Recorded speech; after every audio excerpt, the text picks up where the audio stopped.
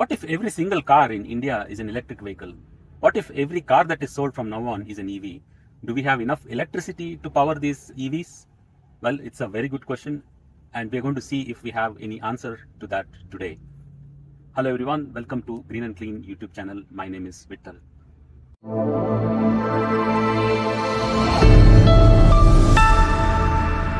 Right, so we have so many EVs on the road and we need electricity.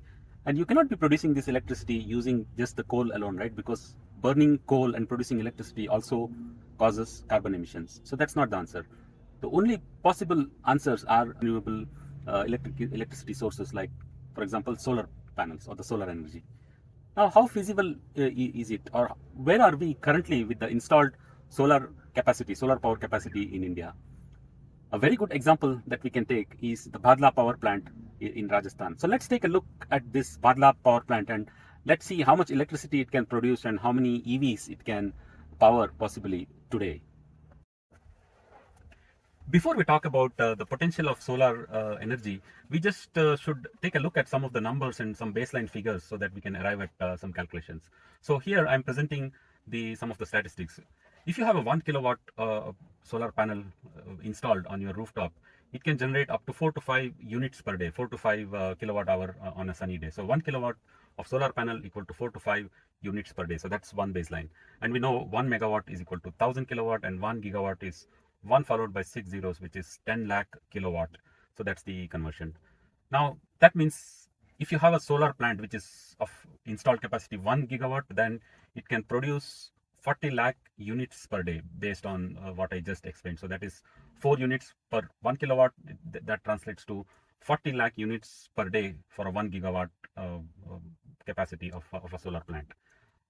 Now let's look at the EVs, right? So with an EV, you can run up to 6 to 8 kilometers based on 1 unit of electricity. 1 kilowatt hour is equal to 6 to 8, but I'll consider 6 kilometers as a baseline.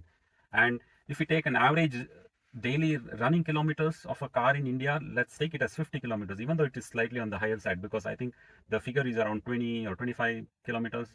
But considering that there could be some cabs and some heavy users of cars, I would consider 50 kilometers as a daily kilometers run by a car in India. Now, to run those 50 kilometers, you at the rate of 6 kilometers per unit, you require about 8 units per day. So an EV in India, on an average, let's say it takes 8 units per day as the requirement.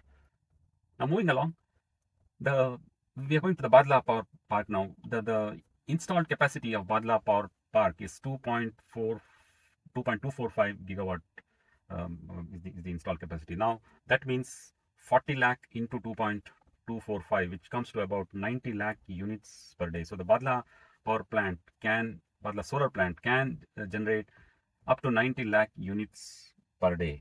How does it translate when it comes to daily requirement of EV? So we have established that 8 units are required per day. So if you divide 90 lakhs by 8, then we get a figure of 10 lakh 12,000 cars per day. So Bhadla Solar Park, as it is today, can power up to 10 lakh EVs.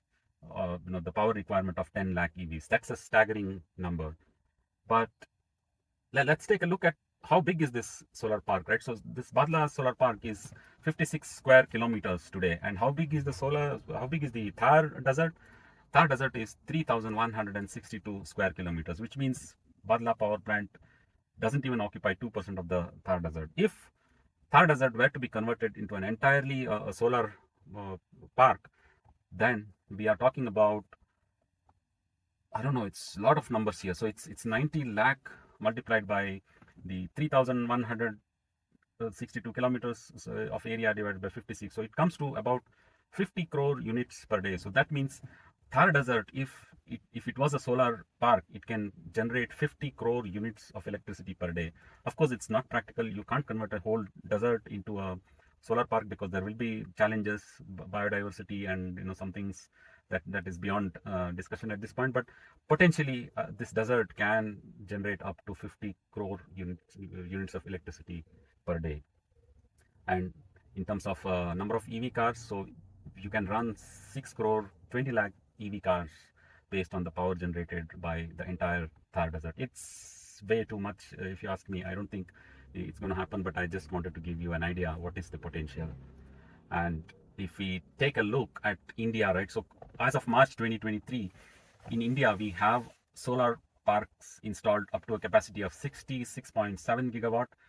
That means 40 lakh multiplied by 66.7, it's about 27 crore units of electricity per day. That means as of March 2023, in India, we must be producing somewhere close to 27 crore units of electricity per day. And if all of that electricity were to be used for EVs, we are talking about supporting 3 crore 30 lakh EV cars in India.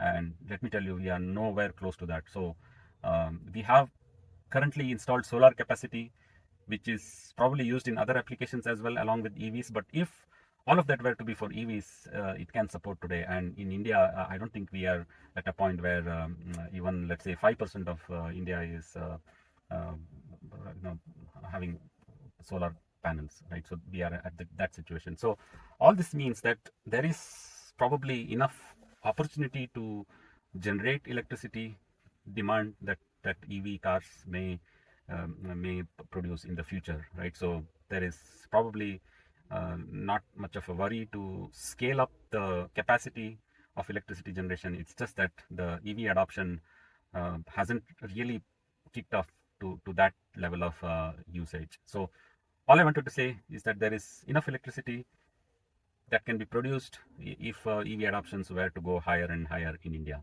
So that's the message I wanted to say today. So there you go. One more doubt that everybody have about EV adoption is like, where will the power come from? Do we have enough electricity if all cars go EV?